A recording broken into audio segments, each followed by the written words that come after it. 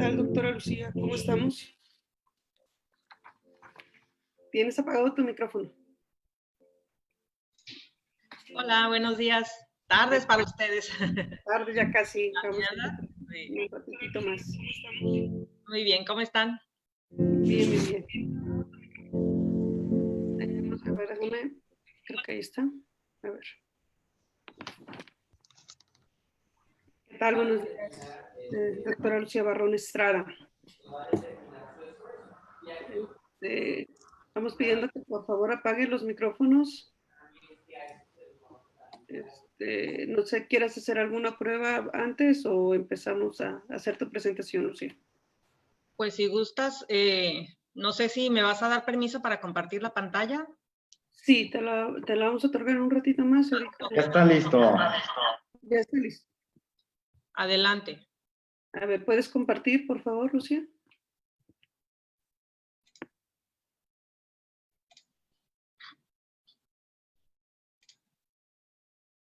Ahí está listo.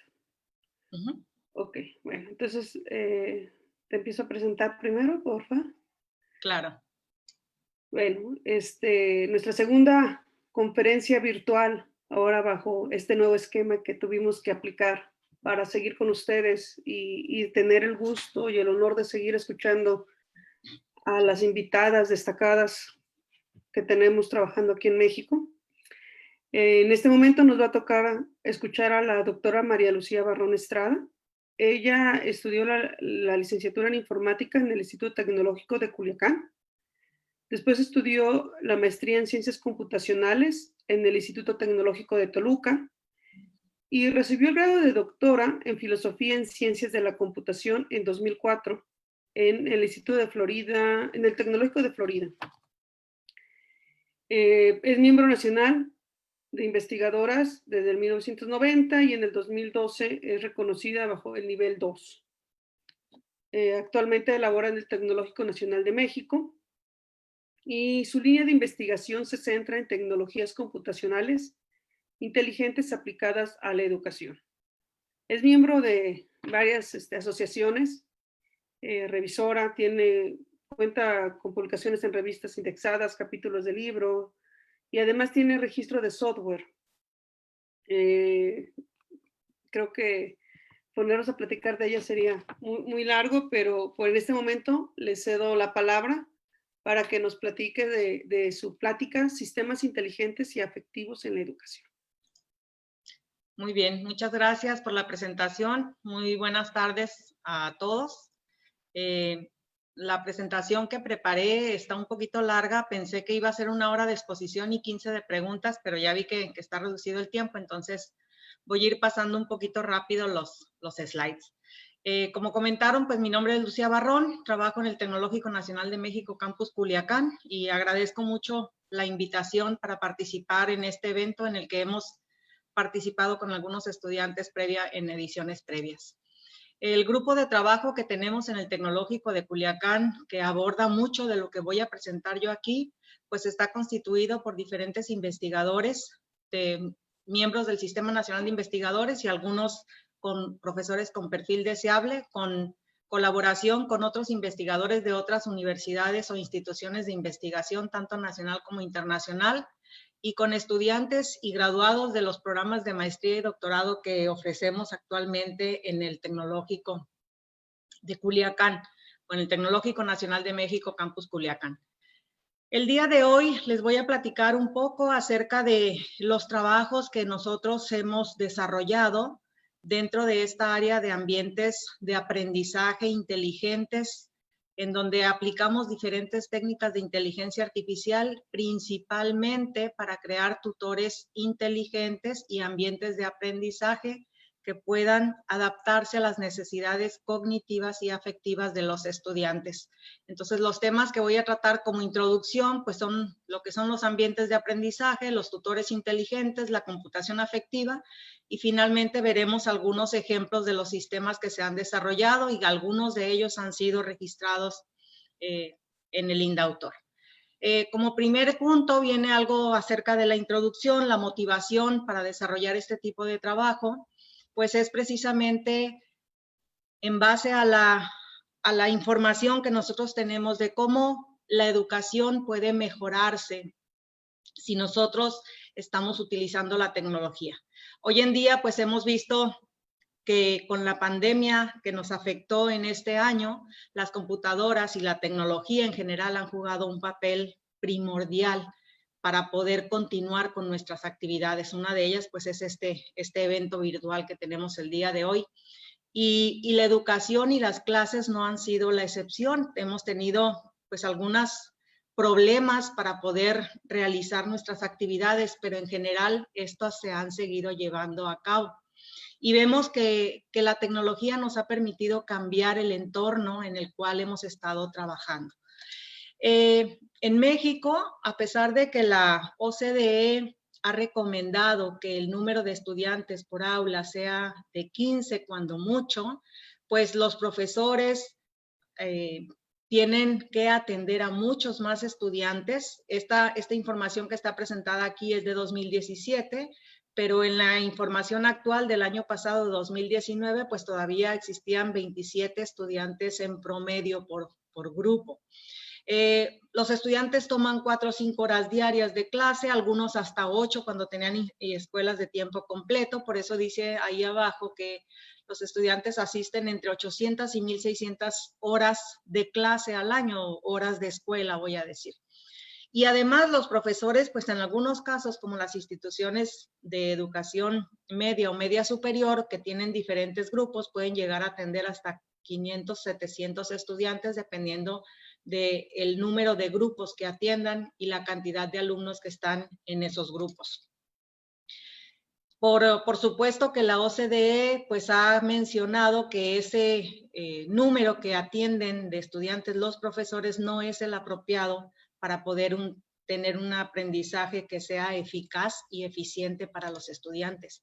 Y eso pues se ha reflejado en diferentes instrumentos de evaluación con los cuales hemos nosotros participado tanto en educación básica como en educación media y media superior.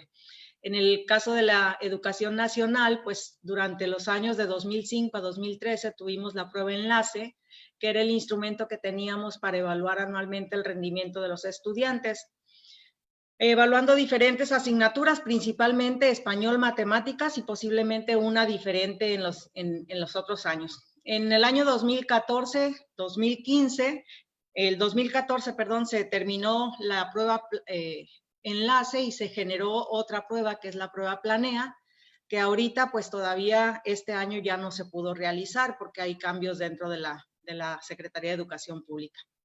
Internacionalmente, bueno, estas pruebas son pruebas estandarizadas, ahorita vamos a ver un poquito de los datos que tenemos de ellas. Internacionalmente, pues participamos en un programa que se llama PISA, que es un instrumento internacional que evalúa cada 3 años el aprovechamiento de los estudiantes, principalmente de nivel secundaria. Y en las pruebas enlace, pues si se dan cuenta, hemos tenido una evaluación de la educación en niveles muy deficientes, porque la mayoría de los estudiantes se encuentran en un nivel insuficiente o elemental, no son capaces de responder las preguntas más elementales de sus áreas en sus niveles educativos. A pesar de eso, pues durante los años de 2006 a 2013 que se realizó la prueba enlace, hubo algunas mejoras con respecto al número de estudiantes que estuvieron logrando mejor aprovechamiento y disminución en el número de estudiantes que tenían mal aprovechamiento. Sin embargo, pues los niveles todavía son malos, ¿no? Aquí tenemos una evolución de cómo estamos y la línea rosa de acá de arriba pues nos dice que están la mayoría en un nivel elemental de conocimientos y eso pues es muy preocupante. En la prueba internacional pues no nos va nada diferente, se evalúan los conocimientos y hemos visto que a pesar de esas evaluaciones y durante tantos años que hemos estado participando, pues continuamos teniendo problemas. Tenemos un puntaje bajo en esas áreas de lectura, matemáticas y ciencia, y el desempeño se ha mantenido en los últimos años a pesar de que ha habido cambios muy ligeros. Aquí tenemos una instantánea de la evaluación de 2018, en donde si se fijan los puntitos rojos es en donde está ubicado México y los puntitos azules es la evaluación en general que se tienen en promedio en todos los países que pertenecen a la OCDE. y pues estamos muy bajos. Es tradición, la evaluación anterior también nos fue muy mal, reprobamos muchos exámenes y pues bueno, ¿qué es lo que pretendemos? Lo que pretendemos es que este problema podamos nosotros abordarlo utilizando la tecnología y para eso pues hablamos de que tenemos que hacer un cambio en lo que son los ambientes de aprendizaje que utilizamos. Los ambientes tradicionales se enfocan a que un profesor muestre, enseñe o dé su clase a un grupo de estudiantes, pero todos los estudiantes reciben exactamente la misma explicación o la misma instrucción. Mientras que hay otras teorías en donde se maneja que nosotros podemos recibir una instrucción personalizada y esa instrucción personalizada debe de ser acorde a las necesidades individuales de cada uno de los estudiantes. Pero tener una educación así pues es muy poco probable porque es muy difícil que podamos tener un maestro para cada uno de los estudiantes cuando sabemos que en México pues un maestro atiende en promedio ahorita a 27, 28 estudiantes. El uso de la tecnología nos va a permitir que nosotros podamos tener una instrucción personalizada y esta sociedad del conocimiento que tenemos hoy en día vigente, pues nos está demandando que usemos esa tecnología para poder tener un mejor aprovechamiento de nuestros alumnos. Esta tecnología pues implica que se deben de hacer muchas cosas, no únicamente la instrucción que otorga el maestro a los estudiantes, sino también debe de haber cosas que se tienen que hacer en el ámbito administrativo, en el ámbito cultural, en el ámbito estudiantil, del comportamiento y etcétera, ¿no? Y aquí nosotros tenemos que para poder generar algunos ambientes de aprendizaje que sean adecuados y eficaces, pues necesitamos la combinación de diferentes áreas del conocimiento. En este caso vemos que en esta interacción que tenemos entre la psicología, la educación y las ciencias de la computación, pues están ubicados en el centro de la intersección de las tres áreas los sistemas tutores. Y si nosotros agregamos que de las ciencias de la computación se incluyan lo que es la inteligencia artificial, pues estaríamos hablando de sistemas tutores inteligentes. Esta inteligencia artificial me va a permitir que a través de algunas técnicas como los sistemas expertos, la lógica difusa, las redes neuronales o la computación evolutiva, etcétera, podamos nosotros implementar esas técnicas para poder abordar algunos procesos de transferencia de conocimiento, de socialización, de aspectos cognitivos que requieren los estudiantes para poder generar sistemas tutores inteligentes que administren el aprendizaje de una forma personalizada, que sea flexible, que sea progresivo, que le permita al estudiante tener un aprendizaje más efectivo. Estos sistemas tutores inteligentes en general están constituidos por 4 componentes principales. El componente del experto del conocimiento, pues es el que se encarga de tener toda la información necesaria del tema o los temas que se van a impartir. Se debe tener también un perfil del estudiante para saber o conocer cuáles son las características del estudiante y lo que el estudiante sabe o conoce del tema y de su entorno. Tenemos también un tutor, el componente tutor, que es el que se encarga de administrar la estrategia que se va a utilizar para la enseñanza, interactuando con los estudiantes. Y finalmente tenemos una interfaz de usuario que es la que va a establecer la comunicación entre el estudiante y el tutor. En este caso, el sistema tutor inteligente va a actuar como actuaría un tutor humano con el estudiante. Hay muchos sistemas que se han desarrollado, que son sistemas tutores inteligentes desde hace aproximadamente 30 años, algunos de ellos muy efectivos para poder diseñar algunos aprendizajes, sobre todo a nivel profesional, a nivel superior, pero hay también muchos intentos de desarrollar sistemas para niveles básicos. Algunos ejemplos de los STI, aquí tenemos clasificados, por ejemplo, los que utilizan computación suave. La computación suave son algunas técnicas de inteligencia artificial.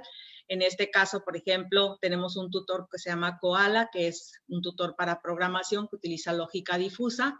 O tenemos este tutor que se llama Listen, y este tutor se encarga de ayudar a los niños a que puedan leer mejor escuchando lo que leen y corrigiéndolos en caso de que hagan algún error.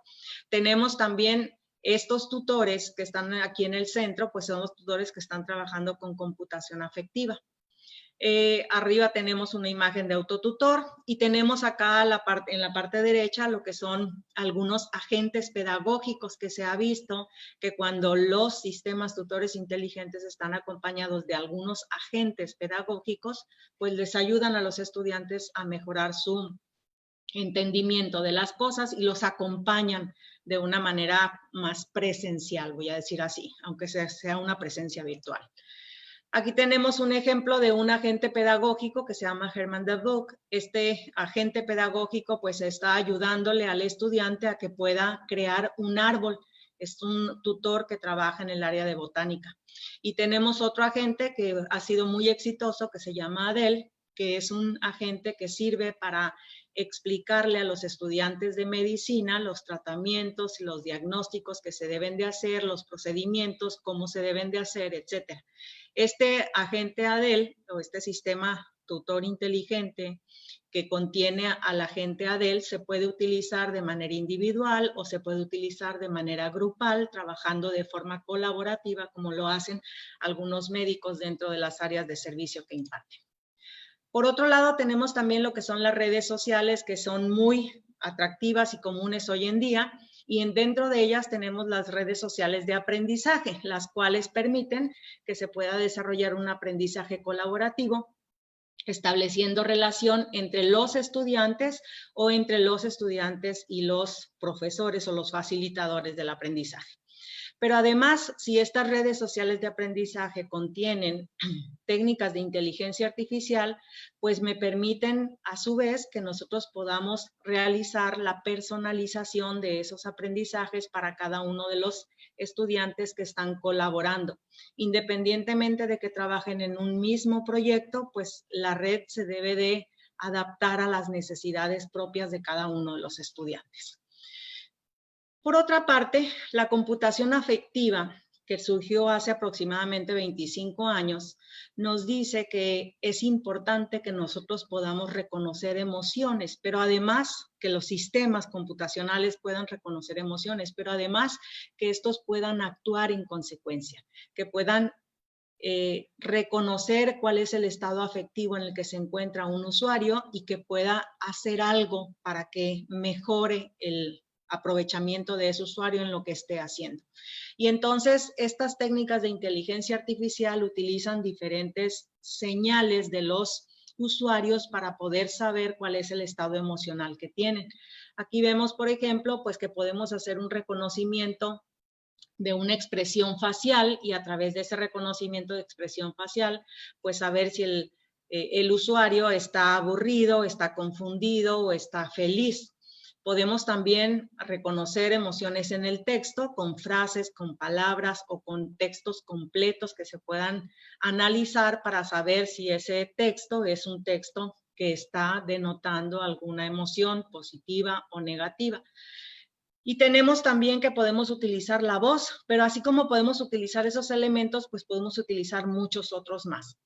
En general, la computación afectiva dice que es el cómputo que se relaciona con las emociones, surge de emociones o deliberadamente induce emociones. Y esto, pues lo definió Picard, Rosalind Picard, que es una investigadora del MIT en Estados Unidos. Y tenemos diferentes aspectos que podemos utilizar. Por ejemplo, hay diferentes dispositivos que me permiten detectar el estado afectivo de los usuarios o que me permiten detectar señales para poder saber cuál es el estado afectivo de los usuarios. Y hay diferentes teorías y modelos computacionales que me sirven para describir estos estados emocionales. Entonces, nosotros podemos, dentro de esas técnicas de reconocimiento, utilizar algunos elementos de hardware como la cámara, el micrófono o algunos otros dispositivos, por ejemplo, como una diadema que tiene una interfaz cerebro-computadora para poder leer lo que son las señales electroencefalográficas o con otro tipo de dispositivos que me pueden ayudar a medir otro tipo de señales. pero también podemos hacerlo a través del software cuando nosotros utilizamos esas señales que se captan a través del hardware para poder procesarlas y utilizando técnicas de inteligencia artificial poder clasificarlas.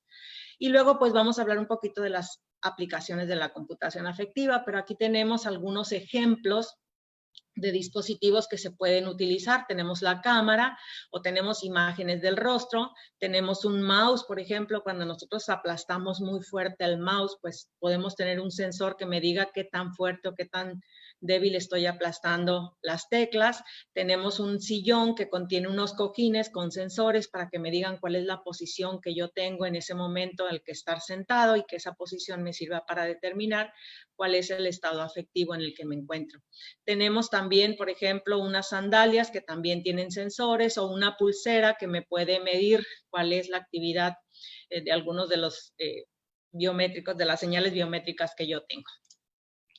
Bueno, entonces necesitamos algunas técnicas que me permitan poder reconocer esas emociones a través de las señales que nosotros estamos captando por el hardware. Por otra parte, para poder reconocer las emociones, pues necesitamos también algunos modelos, algo que me diga cómo le voy a hacer para poder reconocer una emoción. Y hay muchos diferentes autores que hablan acerca del reconocimiento de emociones y que tienen estudios que nos dicen cuando una persona está enojada o cuando una persona está feliz o cuando está denotando tristeza o cuando está angustiada. Y hay diferentes teorías que me dicen cómo puedo hacerle para poder reconocer esas emociones. En particular, por ejemplo, la teoría de Ekman, que habla acerca de las 6 emociones básicas que nosotros podemos denotar, pues él hizo algunos estudios a nivel mundial para poder determinar que todas las culturas o todos los seres humanos, independientemente del lugar o la cultura a la que pertenezcan, denotan las emociones de la misma forma, moviendo los mismos músculos de la cara. Y aquí tenemos algunas expresiones faciales de emociones que son universales según Ekman, como la ira, el miedo, la sorpresa, la tristeza, el disgusto, etcétera, ¿no? ¿Cómo le vamos a hacer para poder reconocer estas emociones? Bueno, pues, hay otras teorías, como en este caso la rueda de Plutchik, que me sirve para que yo pueda denotar algunas emociones y esta rueda trabaja con unos triángulos que están en contradicción cada uno de ellos. Por ejemplo, tristeza comparado contra alegría y en el centro pues está una emoción neutral y dependiendo de cómo me voy moviendo en esta, yo puedo estar muy triste y quiere decir que estoy muy alejado de la felicidad y así sucesivamente. Hay otras emociones, aparte de las emociones básicas, como las que hablábamos ahorita, que son emociones que se consideran no básicas o que nosotros les decimos también emociones secundarias. Y estas emociones pues tienen más relación con el trabajo que nosotros hacemos dentro del área de educación, porque estas emociones tienen que ver con el grado de que los estudiantes pueden alcanzar o pueden lograr las actividades o realizar las actividades que están desarrollando. Y aquí hablamos, por ejemplo, de la frustración o del aburrimiento o de la confusión o de el compromiso del estudiante por seguir realizando las actividades con las cuales está participando. Algunas de estas las clasificamos como positivas y otras las clasificamos como negativas, pero eso no quiere decir que todas las que están clasificadas como negativas sean emociones malas, porque algunas veces algunas emociones negativas nos pueden ayudar a mejorar el aprendizaje porque los estudiantes van a estar tratando de resolver el problema hasta lograr lo que están haciendo, sobre todo en el caso de la frustración, por ejemplo. Y entonces, pues cuando nosotros tenemos diferentes señales que podemos captar a través de los dispositivos, podemos realizar el análisis de esas señales para poder determinar cuáles son las emociones con las que estamos trabajando. Aquí vemos, por ejemplo, que de una imagen de la cara, pues se pueden seccionar algunos puntos de interés y esos puntos de interés con algunos cálculos nosotros podemos determinar si la boca está hacia abajo o si la boca está hacia arriba o si los ojos están muy abiertos, o si las cejas están muy arqueadas, y entonces con eso generar una serie de valores o de números con los cuales, que es lo que nosotros vemos aquí, estos histogramas, con los cuales nosotros podemos determinar que en ese caso, esa persona que tiene o que refleja esa imagen, pues tiene una emoción en particular. Y aquí tenemos que para poder utilizar lo que son las computadoras para reconocimiento de emociones, es necesario que nosotros contemos con una base de datos, que es un corpus con el cual nosotros vamos a poder entrenar a las computadoras a través de los métodos de técnicas de inteligencia artificial para poder reconocer esas emociones. Aquí tenemos que al principio nosotros empezamos a trabajar con un corpus llamado RAFD. Este corpus es un corpus actuado que contiene imágenes de hombres, mujeres, niños de diferentes razas y que tiene imágenes de diferentes emociones, pero todas esas emociones son actuadas. Cuando nosotros utilizamos este corpus, pues necesitamos que cada una de las imágenes realice un proceso. Por ejemplo, aquí tenemos un cuadro en donde se identifica cuál es la cara y después de identificar la cara se identifica la sección de los ojos, la sección de la boca, la sección de la nariz y se empiezan a tomar medidas y cada una de esas medidas pues se pasa a un archivo que son las características que nosotros estamos manejando. Para cada una de estas pues necesitamos ponerle una etiqueta. Esta está enojada, esta está feliz, esta está sorprendida, etcétera. Y así es como vamos a poder entrenar al clasificador para que posteriormente, cuando reciba una nueva imagen, pueda clasificarla con alguna de las emociones que nosotros estamos solicitando. El reconocimiento de emociones en voz, pues implica un proceso similar. Nosotros tenemos una base de datos con voces. Estas voces o estas señales se pasan a través de un proceso de digitalización y de segmentación, se extraen características, se normalizan las características y luego posteriormente se pasa a un proceso de entrenamiento para que después se haga un proceso de reconocimiento y cuando llegue una nueva señal de voz, la red neuronal o el clasificador que estemos utilizando pueda determinar cuál es la emoción que denota esa voz en ese momento. Y aquí tenemos, en el caso de lo que les comentaba hace rato, el tutor Listen, pues que está escuchando a un niño leer un libro y el tutor está ayudándole a mejorar su pronunciación y dándole también una retroalimentación para motivarlo a que continúe con la lectura. Otros tutores, como es el caso de Autotutor, utilizan un reconocimiento multimodal. ¿Qué quiere decir eso? Pues que tenemos diferentes cosas. Estamos captando a través de las cámaras, estamos leyendo a través del texto que escribe, con el chat que tiene con el tutor personal y estamos también viendo lo que es la postura del cuerpo que tiene cuando está sentado, porque la silla donde está sentado pues es una silla con cojines, con dos cojines que tienen sensores para determinar cuál es la posición del cuerpo dentro de esa silla. Por otro lado, dentro de lo que son las señales electroencefalográficas, pues nosotros sabemos que estas las podemos captar a través de la corteza cerebral y esta corteza pues tenemos que comunicarnos con ella a través de un dispositivo. Este dispositivo que nosotros podemos utilizar, por ejemplo, en el caso de nosotros utilizamos una diadema Emotive Epoch. Esta diadema Emotive Epoch, además de tener algunos de los elementos que me permiten conectarme con el cerebro, pues también tiene una suite que me permite saber si yo estoy interesada en reconocer cuál es el estado afectivo o si estoy interesada en reconocer cuál es la cuestión cognitiva que se está desarrollando en ese momento. Y entonces la diadema me permite poder tomar algunas lecturas, poder saber si estoy parpadeando o si estoy haciendo algunos movimientos, etc. Con esto, pues nosotros utilizamos esta diadema para poder generar un corpus de emociones en donde nosotros tuviéramos una cámara que tomara la imagen del estudiante, pero que a la vez pudiera con las señales cerebrales que se están generando con la diadema, saber si el estudiante estaba frustrado, estaba en un estado de meditación, que es un estado bueno para el aprendizaje, o estaba en un estado de aburrimiento.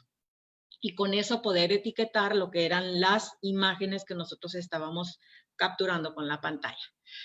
Por otro lado, lo que es el análisis de sentimientos, pues son las opiniones expresadas en una frase, y esas opiniones contienen mucha información. Esas opiniones pueden ser positivas o pueden ser negativas, quiere decir, tienen una valencia.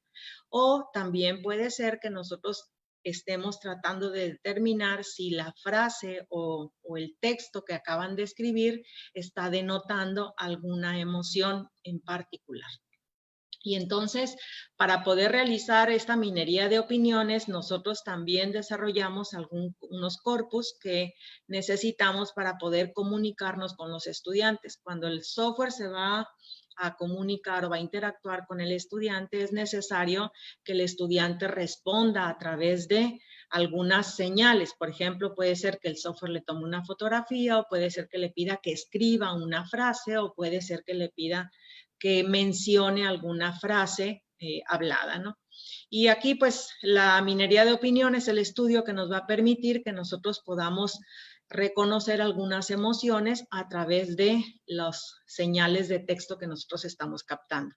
Para poder desarrollar esta minería de opiniones, podemos hacerlo nosotros desde diferentes perspectivas, por ejemplo, utilizando la lingüística computacional o utilizando procesamiento del lenguaje natural, o utilizando lo que es el procesamiento del aprendizaje automático o el aprendizaje profundo, que es a través de las redes neuronales y los clasificadores. Este es el que nosotros hemos utilizado en algunos de nuestros trabajos.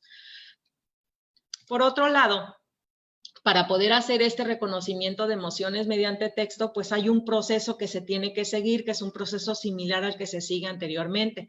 Tenemos el texto, que es la señal, se pasa a través de un normalizador, se eliminan algunas palabras que no tienen valor para la frase, se buscan esas palabras en los corpus para ver si se encuentran o no se encuentran, y si se encuentran, pues si no se encuentran, perdón, se guardan en el nuevo como una nueva palabra, y si sí se encuentra, pues se extraen cuáles son sus características y se clasifica la emoción. Y para eso, pues pueden utilizar diferentes métodos para hacer las cosas.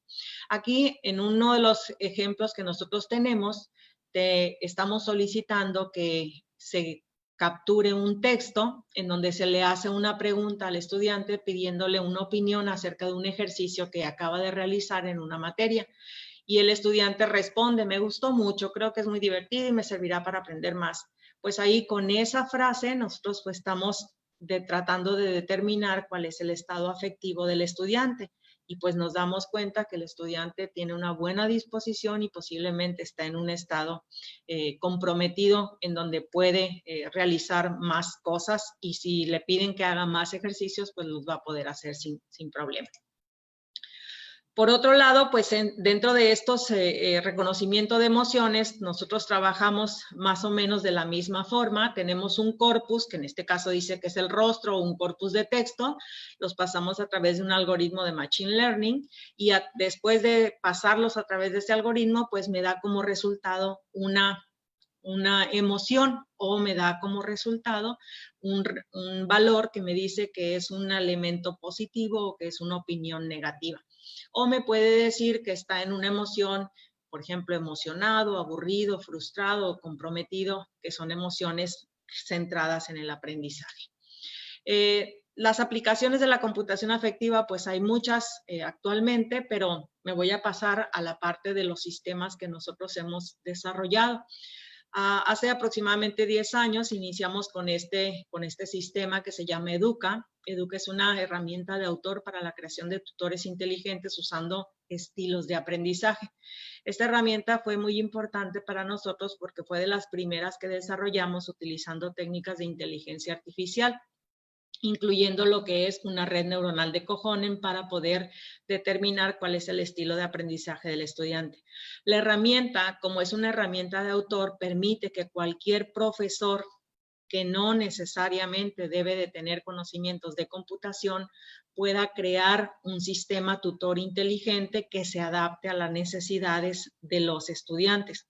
Esta adaptación, cabe mencionar que va enfocada en esta herramienta de autor, va enfocada a el estilo de aprendizaje de los estudiantes. cada estudiante va a recibir información conforme su estilo de aprendizaje. Y aquí pues tenemos diferentes elementos que participan en este sistema. Tenemos que hay un curso que se publica, ese curso se guarda, hay una base de datos que tiene toda la información de los usuarios, hay una base de datos que tiene una serie de recursos que están recomendados y hay una red neuronal de Kohonen que se encarga de determinar el estilo de aprendizaje. Y por otro lado, pues hay un sistema que se encarga de administrar esos conocimientos que están guardados y proporcionárselos a los estudiantes cuando los requieren. Estos estilos de aprendizaje pues estuvieron basados en lo que es la teoría de Felder-Silberman, que me sirve para determinar cuál es la mejor forma en la que un estudiante puede aprender. Y hay diferentes dimensiones que se manejan. Me voy a saltar esto porque ya me queda muy poquito tiempo. Esta es una interfaz de Educa, en donde se puede crear un nuevo curso, abrir un curso, etcétera. Aquí tenemos una interfaz en donde nos dice más o menos qué es lo que va a hacer primero. Primero se va a crear cuál es la estructura del curso, después se va a rellenar la estructura del curso con los diferentes recursos educativos de diferente formato, que pueden ser imágenes, videos, texto, música, etcétera, para cumplir con los estilos de aprendizaje. Y como tercer paso, pues se va a exportar el curso para que pueda ser utilizado por los estudiantes. Aquí tenemos una imagen del árbol que se crea con el curso. Una vez que ya se creó el árbol con el curso, pues los recursos educativos se ligan para poder decir cuál es la secuencia que se debe de utilizar y se pueden ajustar las diferentes dimensiones de verbal, sensorial, global, secuencial, etcétera, de los niveles de los estilos de aprendizaje. Y luego esos cursos pues se administran a los estudiantes y el sistema va autoajustándose con base en cómo los estudiantes van reaccionando a ese curso y va ajustando los estilos de aprendizaje.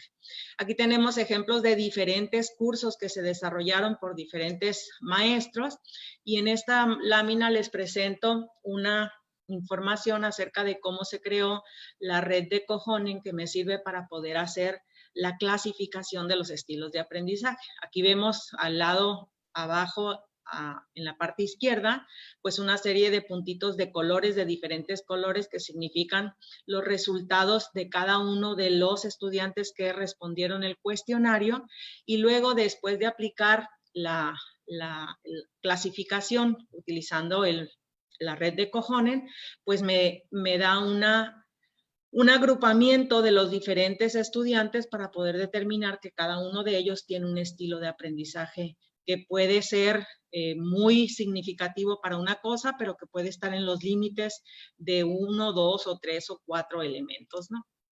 Otra red que utilizamos fue la red Fermat, fue una red social de aprendizaje enfocada para niños para que pudieran visualizar diferentes temas de matemáticas. Tenemos diferentes elementos dentro de esa red, tenemos un perfil del estudiante que es estático y tenemos un perfil dinámico que va cambiando conforme va realizando los ejercicios. Tenemos diferentes elementos que me sirven para poder capturar las señales como imágenes, texto, voz, etcétera. Y tenemos un inventario de exámenes que se van administrando con lo que son técnicas de lógica difusa. Tenemos un navegador, esa es una interfaz que ahí pueden ver algunos de los elementos que nosotros tenemos con el sistema. Y tenemos aquí que se representan lo que son la red neuronal que se utiliza para manejar lo que son los estilos de aprendizaje, pero también lo que son los diferentes módulos que aparecen dentro de un sistema tutor inteligente, como el módulo del dominio, el módulo del tutor, el módulo del estudiante y la interfaz que se utiliza para que los estudiantes puedan realizar las acciones.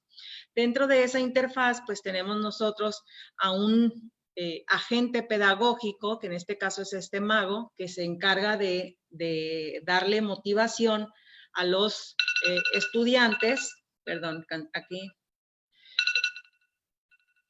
se encarga de darle motivación a los estudiantes para que pueda hacer las operaciones en caso de que hayan tenido algún problema o darles indicaciones o darles ayuda para eso. Veo que ya se acabaron los 35 minutos, voy a pasar un poco. Puedes continuar, doctora García, puede continuar, no hay problema. Muy bien, muchas gracias. Y entonces esta red estaba también publicada en Facebook y los estudiantes pues podían hacer uso de la red a través de esta red social.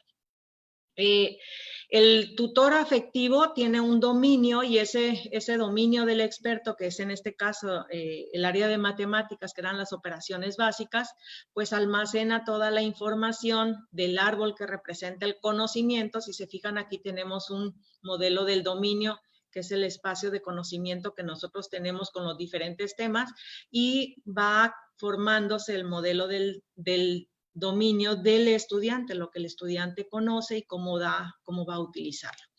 Y esta información pues se almacena en un documento XML para poder ser accedida a través del sistema y que pueda ser actualizada con base en la información que el estudiante va generando después de que utiliza cada uno de los temas del tutor. Aquí tenemos que el modelo del estudiante pues está representado con un modelo overlay, en donde tenemos nosotros un árbol completo de los diferentes temas que debe de saber y un árbol en verde subrayado de los temas que son los que sabe. Aquí podemos darnos cuenta que posiblemente algún estudiante sepa unos temas y otro estudiante sepa otros temas, y el tutor se va a ir adaptando para poder ir generando los temas que necesita conocer ese estudiante para poder tener buenos resultados en el tema actual que está visitando en ese momento. Aquí vemos un ejemplo de cómo el tutor se puede ir adaptando para los ejercicios que va a administrar al estudiante. El tutor le presenta una operación al estudiante y entonces el estudiante tiene la posibilidad de responder, pero también tiene la posibilidad de pedir una ayuda o decir no me acuerdo, necesito que me digan qué tengo que hacer, y entonces aparece el agente pedagógico y le da un mensaje comentándole puedes hacer esto, recuerda que tienes que hacer esto, o a lo mejor una motivación de lo hiciste muy bien, puedes continuar, ¿no? Y entonces, el tiempo que el estudiante tarda en realizar un ejercicio, el número de ayudas que pidió para poder realizar el ejercicio y el número de errores que comete cuando realiza ese ejercicio, se utilizan en un sistema difuso para poder determinar cuál es la dificultad del próximo ejercicio que le voy a presentar al alumno. Posiblemente los primeros ejercicios pues son ejercicios muy sencillos en donde tenemos únicamente datos de un dígito o de 2 dígitos, pero luego empiezan a complicarse con datos de más dígitos o datos que tienen punto decimal para poder hacer divisiones que sean más complejas para los estudiantes. Y entonces el nivel de complejidad depende del grado en que los estudiantes pueden resolver los ejercicios en cuanto al tiempo, al número de ayudas y al número de errores que generan cuando están resolviendo un ejercicio en particular, y eso me permite generar el nivel de dificultad del siguiente ejercicio que vamos a realizar. La implementación de la multiplicación, por ejemplo, pues se implementó utilizando un mecanismo que se llama de mosaicos, en donde se le presenta al estudiante la información y tenemos diferentes respuestas que se pueden generar. El estudiante va generando esas respuestas y las respuestas se comparan contra el vector de respuestas que nosotros planeamos que debería de tener para poder verificar si hubo un error o si estuvo correcto y que el estudiante pueda recibir una retroalimentación de parte del agente pedagógico.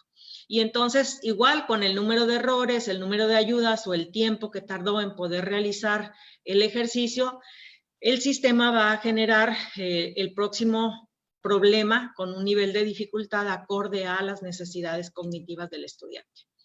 Para el reconocimiento de emociones, pues se utiliza en este sistema en particular, se utiliza lo que es la cámara para captar una imagen del rostro del estudiante, y se utiliza también lo que es el audio cuando le preguntan cosas al estudiante para que responda. Y estas dos señales se pasan a través de lo que son unas redes neuronales, y esa red neuronal combina las dos señales o una sola, y entonces genera una emoción, y esa emoción se la pasa al sistema tutor inteligente para que el sistema tutor inteligente pueda determinar si el estudiante está aburrido, pues que pueda hacer algo para tratar de sacarlo de ese estado emocional que no es apropiado para el conocimiento del estudiante, para el aprendizaje, perdón. O si el estudiante está a lo mejor confundido, pues que pueda pedirle al agente pedagógico que entre a darle alguna ayuda al estudiante en particular sobre el tema que está resolviendo en ese momento. Decíamos que para reconocimiento de emociones utilizamos originalmente lo que era un corpus, que es el RAF-D, pero este corpus tiene emociones actuadas y las emociones son emociones básicas y a nosotros nos interesaba tener emociones secundarias, por lo tanto no obtuvimos muy buenos resultados utilizando este corpus y planeamos mejor generar un corpus nosotros mismos. Para poder generar ese corpus nosotros mismos, pues utilizamos la diadema y la cámara para poder generar las imágenes y con esas imágenes poder etiquetarlas con base en la información que proporcionaba la diadema. Esa información pues se tiene que cambiar de formato. Cuando nosotros tenemos una imagen, esta imagen se obtienen algunos valores, voy a decir así, en donde reconocemos secciones o partes del rostro, podemos sacar puntos de interés, esos puntos de interés generan distancias y esas distancias finalmente van a ser los valores que nosotros vamos a guardar en un vector de características que va a poder ser utilizado por la red neuronal para poder hacer la clasificación y poder determinar cuál es la emoción con la que estamos trabajando.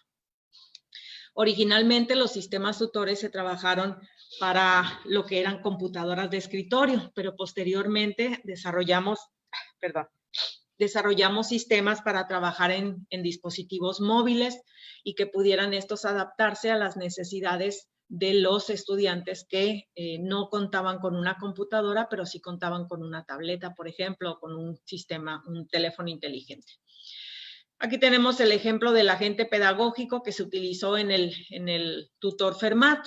Aquí tenemos otro ejemplo de otro agente pedagógico que se utilizó en otro tutor que se desarrolló para enseñar matemáticas a estudiantes de segundo año de primaria. Aquí tenemos algunos ejemplos de las pruebas que se desarrollan en algunas instituciones educativas para poder ver si los sistemas cumplen o no cumplen o son efectivos para poder mejorar el aprendizaje de los estudiantes. Y pues aquí tenemos algunos resultados de estos experimentos que se hicieron, de estos estudios que se hicieron con los estudiantes. Otro sistema que desarrollamos se llama Java Sensei y este fue uno de los más importantes porque logró incluir diferentes aspectos, diferentes técnicas de inteligencia artificial implementadas en el mismo sistema. Es un sistema que me permite tener la enseñanza del lenguaje de programación Java para estudiantes de educación bachillerato o superior y que puedan además tener una retroalimentación afectiva a través de lo que es un agente. Aquí está la arquitectura, bueno, no se nota mucho. Aquí tenemos un ejemplo del sistema difuso. Si se acuerdan, hemos estado hablando de esta parte de aquí de abajo que se ve como unos triangulitos. Ese es un sistema difuso que contiene una serie de señales y que contiene variables que se llaman variables lingüísticas, porque no tienen valores que nosotros sean, no tienen valores, perdón, que están fijos, sino que un valor tiene cierto nivel de pertenencia para un dato. Por ejemplo, yo puedo decir, una persona es alta, pero ¿qué quiere decir que sea alta? ¿Es alta si mide 2 metros o es alta si mide 1,80? Pues depende del contexto donde esté y entonces esa variable lingüística pues va a tener un valor de acuerdo al contexto en donde nosotros le estamos utilizando. Y aquí tenemos algunos ejemplos de las variables que nosotros utilizamos de entrada y salida del sistema difuso, en donde se definen cuáles son las emociones previas, las emociones actuales, etcétera, y cuáles son las emociones que voy a generar como salida, si es feliz o es sorpresa, enojado, neutral, etcétera. Algunas reglas que se crean de si la emoción previa está enojado y la emoción actual es feliz y la habilidad global es mala, entonces la calidad de la respuesta, yo puedo decir que el agente tiene que mostrar un mensaje que sea compasivo, diciéndole que no se preocupe, que más o menos por ahí va bien la cosa. Aquí tenemos algunas imágenes de las caras del agente pedagógico. Este agente pedagógico después lo cambiamos porque después de hacer un estudio a los estudiantes no les gustaba mucho el aspecto que tenía el agente pedagógico porque decían que no parecía que fuera mexicano. Y entonces, bueno, el agente pedagógico se presenta a través de una ventana en donde presenta su imagen y me dice más o menos cuáles son las cosas que van generándose, cuáles son los ejercicios que se han desarrollado y me manda mensajes diciéndome cosas que hacen que me sienta yo empático con el agente o el agente se sienta empático conmigo en un nivel comprensivo. Las emociones, pues ya hablamos de esto. Para reconocer las emociones utilizamos el rostro, las partes del rostro. Estas partes del rostro entran como datos de entrada a una red neuronal y la red neuronal me genera una salida que me dice cuál es la emoción que estamos utilizando. Y pues hay diferentes técnicas, ¿no? En el caso del modelo del dominio que nosotros tenemos para este curso de Java, pues tenemos diferentes unidades y luego temas y luego conceptos y dentro de cada uno de los conceptos pues hay contenido, hay conceptos que se deben de manejar, hay tips que se deben de dar para la programación, hay errores, hay ejercicios, etcétera. Y aquí tenemos algunas interfaces de cómo se está utilizando el sistema. Otra forma de hacer el reconocimiento de emociones es a través de lo que son los dispositivos móviles que tienen, además de la posibilidad de captar imágenes o audio, también tienen la posibilidad de captar la posición o el movimiento a través de algunos sensores como el giroscopio o el acelerómetro, y esos también me pueden servir para poder obtener el estado emocional de un estudiante o de una persona, ya sea haciéndolo de forma unimodal o haciendo una combinación multimodal en donde se tomen diferentes elementos o diferentes valores de los diferentes sensores, se aplique su procesamiento, se extraigan las características y se haga una clasificación. Y después de que cada uno de ellos me da una clasificación, yo puedo tener un módulo de decisión que combine esas tres clasificaciones para generar una sola al final. Para la creación de la base de datos, ya les expliqué más o menos hace rato que utilizamos una cámara y la diadema y etiquetamos las imágenes que tomó la cámara con la diadema que nosotros teníamos para poder etiquetar lo que son las imágenes que tenemos. Se desarrolló una plataforma que genera un reconocimiento multimodal, viendo las diferentes formas de reconocer emociones utilizando texto, rostro, voz o las señales generadas por la diadema Emotiv, y con esta pues poder utilizarla de forma independiente en cualquiera de los sistemas. Otro sistema que se desarrolló pues se llama Code Training, es una herramienta de autor para crear ambientes gamificados para la programación. Aquí tenemos algunos ejemplos de lo que hace. Trabaja más o menos como tipo concurso de programación. Tenemos otra plataforma que se llama Easy Logic, que me sirve para que un estudiante pueda, a través de bloques, hacer programas, más o menos como Alice o Scratch, utilizando esa misma tecnología de Blockly. Tenemos otro sistema tutor. Este sistema tutor de Easy Logic, pues utiliza lo que es la herramienta Premok para implementar la parte afectiva del estudiante. Se hizo otra versión de este mismo sistema tutor, pero con una versión en un juego tridimensional, agregando algunas cuestiones de gamificación. Este es otro agente pedagógico que se desarrolló para sustituir al agente pedagógico de Java Sensei. Se llama Lucy y se desarrolló para un ambiente de Java colaborativo. Tenemos otros elementos, por ejemplo, para el manejo de las opiniones, pues se desarrollaron otros recursos que el año pasado se presentó, hace 2 años se presentó este sistema en el encuentro, en donde nosotros generamos algunos textos de los estudiantes al utilizar recursos educativos para que esos textos pudieran ser clasificados y se generara un corpus con ellos. Logramos generar 2 corpus, un corpus llamado Sentitext que tiene 24.500 opiniones y un corpus llamado Educere que tiene 12.073 opiniones. La diferencia de estos 2 corpus es que el corpus Sentitext únicamente trabaja con valores positivo y negativo, me dice si una frase es positiva o es negativa, mientras que el corpus Educere me dice si una frase está denotando un sentimiento, que sea comprometido, aburrido, frustrado, que son los que pueden utilizarse dentro de lo que es las emociones centradas en el aprendizaje. Y por último, este es el trabajo que vamos a presentar hoy, bueno, en esta edición del Encuentro de Mujeres en la Ciencia, en donde este corpus que nosotros generamos de comprometido, aburrido y frustrado y el corpus Sentitex con valencias positiva y negativa, fueron etiquetados por estudiantes y maestros del área de computación, pero hicimos un proceso que diseñamos una metodología para pedir que expertos del área de psicología o pedagogía pudieran realizar la validación de este corpus, porque pensamos que con un corpus validado podemos tener una mayor precisión en el reconocimiento de las emociones expresadas en texto por los estudiantes. Y bueno, como conclusiones, pues las emociones son muy importantes porque pueden servir para inhibir o para exaltar el aprendizaje. Un estudiante motivado o un estudiante en un buen estado emocional puede aprender mejor que los estudiantes que están aburridos.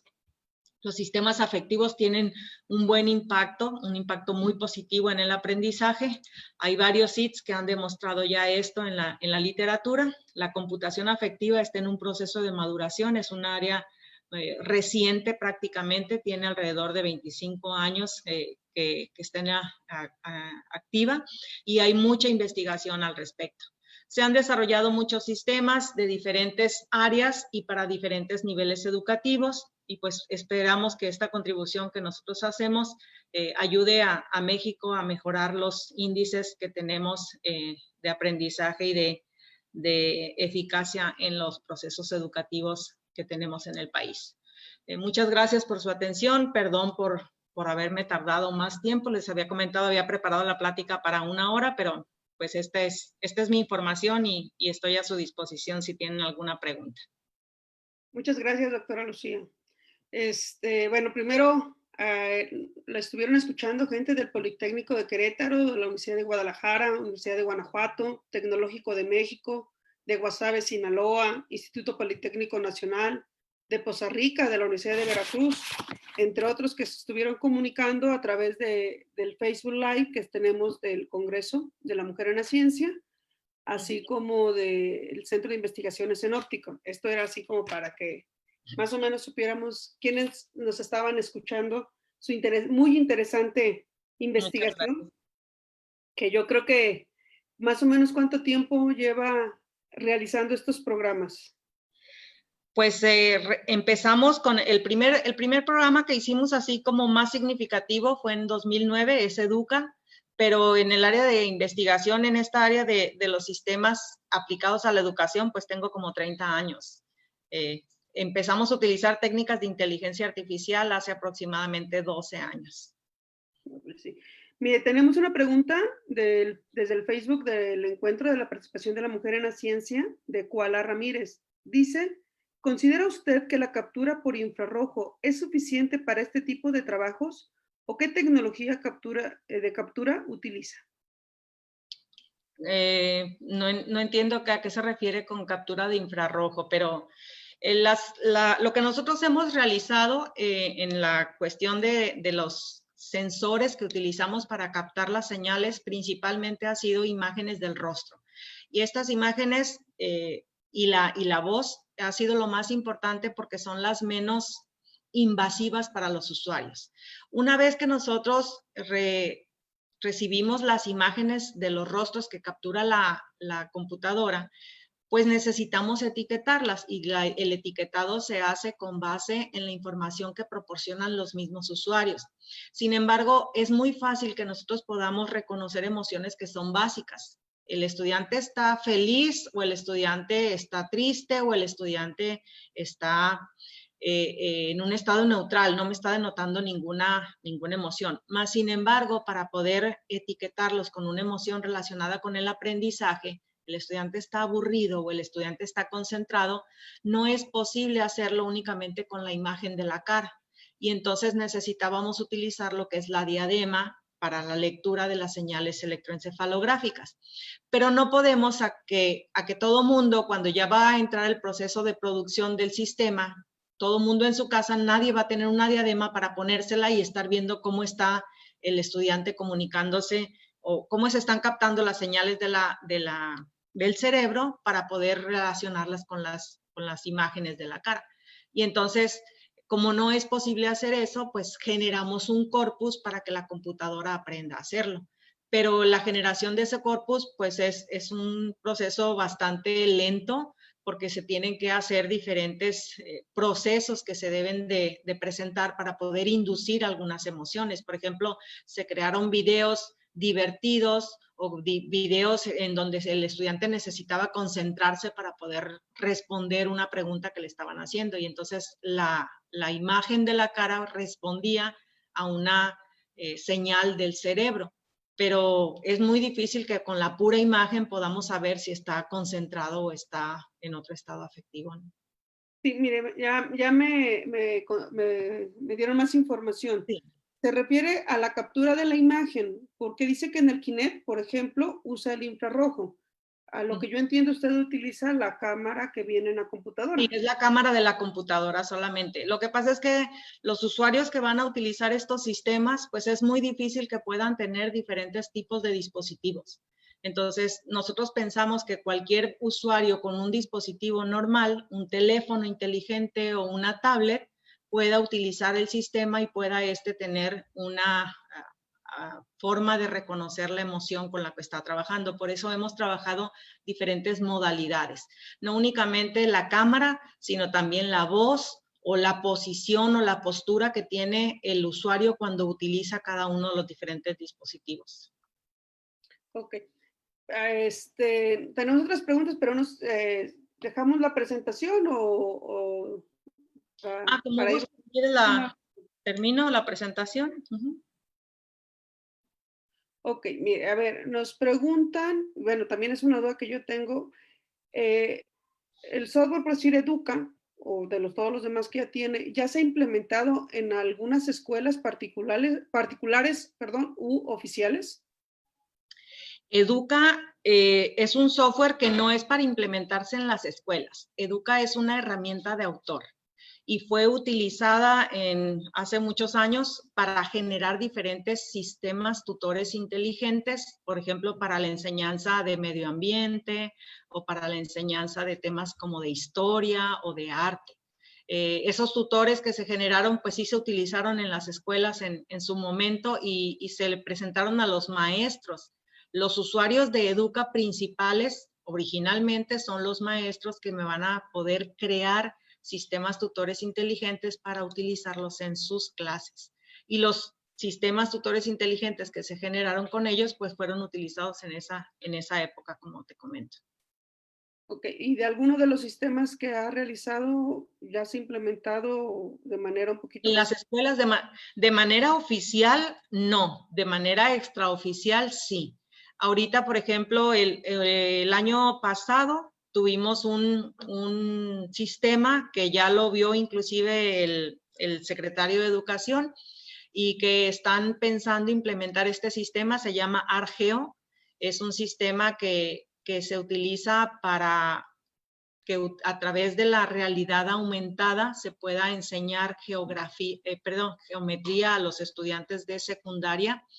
Y lo vieron en la Secretaría, lo vieron aquí en la Secretaría de Educación Pública de nivel estatal, les interesó mucho y están por ahí en pláticas para poder utilizarlo en las diferentes escuelas como una herramienta de aprendizaje. Se está haciendo otro sistema también para apoyar el área de química, que son dos áreas que se prestan mucho para manejarlas con lo que es la realidad aumentada.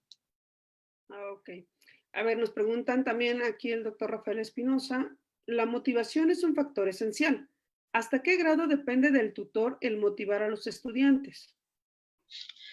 Bueno, ahí los psicólogos manejan que la motivación es intrínseca. Nosotros podemos a lo mejor influir un poco en eso, pero la motivación es interna. Cada una de las personas tenemos una motivación propia y es diferente en todos los aspectos. Entonces, lo que nosotros tratamos de hacer es tener que los sistemas contengan un agente que sea empático, un agente que pueda servir como acompañamiento al estudiante y que pueda darle mensajes que puedan ayudarle a motivarlo. Obviamente, a los estudiantes se les puede motivar de muy diferentes formas. Hay estudiantes que se intimidan con un ejercicio y hay otros que se motivan. Y eso pues depende también de la personalidad que tenga cada uno de ellos. Entonces, es un tema un poco difícil de abordar.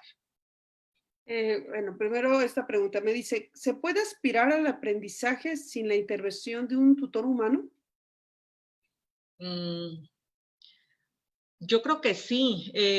La investigación va enfocada precisamente a eso. Hay muchas evidencias ya ahorita de tutores inteligentes y afectivos que están funcionando y que se han desarrollado. Por ejemplo, Autotutor es un tutor que empezó para enseñar física y empezó hace como, no sé, 15 años que hicieron la primera versión o que la primera versión salió publicada, y actualmente ya lo han implementado para diferentes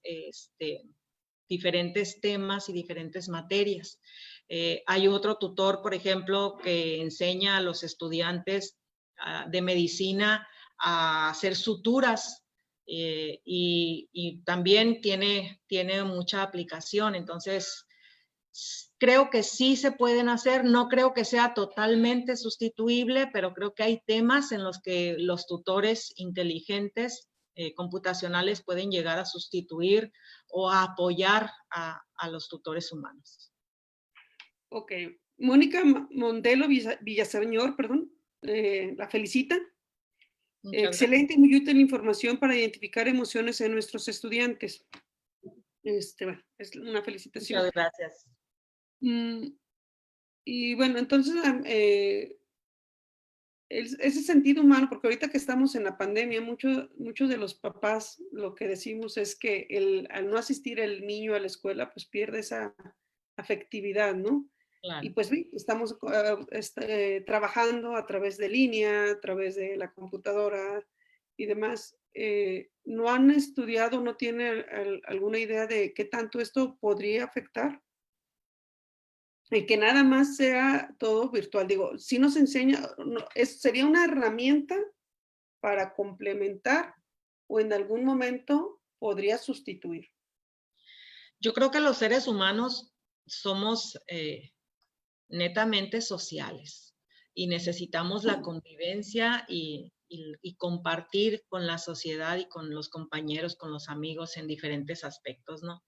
Yo creo que las herramientas tecnológicas son una ayuda para poder realizar muchas cosas que a veces no se pueden realizar de manera presencial. Hay personas a las que les puede gustar mucho hacer una cosa de una forma y hay otras para las cuales eso no es posible hacerlo así. Entonces, hay personas, por ejemplo, que se sienten muy cómodas con los cursos en línea y hay otras personas que necesitan mejor un curso presencial. Entonces, yo creo que depende mucho de cada una de las personas. Somos muy diferentes entre nosotros, pero definitivamente la tecnología es algo que va a ayudarnos a solventar algunos problemas, a pasar a través de esos problemas de una mejor manera, pero muy difícilmente creo que llegaremos a sustituirnos como seres humanos con la tecnología, ¿no? Muy interesante su plática. Déjeme revisamos si hay alguna otra pregunta. Creo que ya no. Entonces, le agradecemos mucho. La verdad, estuvo muy interesante su conferencia.